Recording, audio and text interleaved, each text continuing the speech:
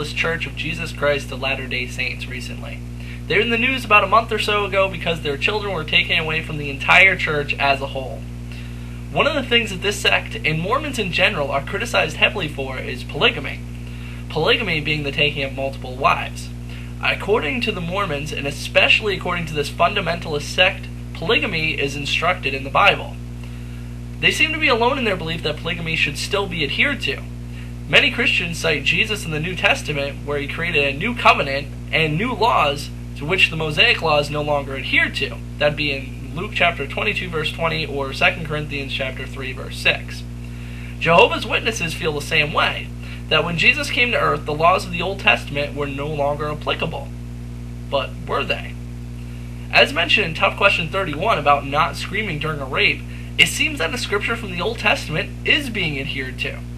Also, if a Jehovah's Witness wanted to get a tattoo, he would probably hear a scripture in the Old Testament which told Israelites not to get tattoos.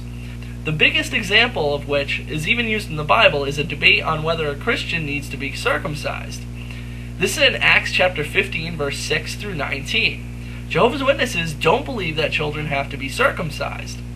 Though how does this explain in Matthew, where in chapter 5 Jesus said the following: "Do not think I came to destroy the law or the prophets. I came not to destroy, but to fulfill. For truly I say to you that sooner would heaven and earth pass away than for one smallest letter or one particle of a letter to pass away from the law by any means, and not all things take place. Whoever therefore breaks one of these least commandments and teaches mankind to that effect, he will be called least in relation to the kingdom of heavens. As for anyone who does them and teaches them, this one will be called great in relation to the kingdom of heavens."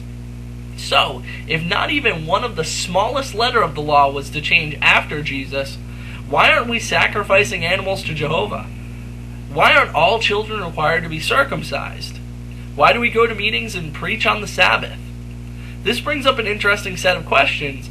Which commandments from the Old Testament can be disregarded, and which ones are still to be kept? Did Jesus cancel just some of the laws, all of them, or none of them at all? If you decide something is unchristian, can you use just any scripture, regardless of whether it's from the Old Testament or the New Testament, to back it up? Tough question number 45 is, if Jesus did away with the laws in the Old Testament, why are some of the laws still adhered to?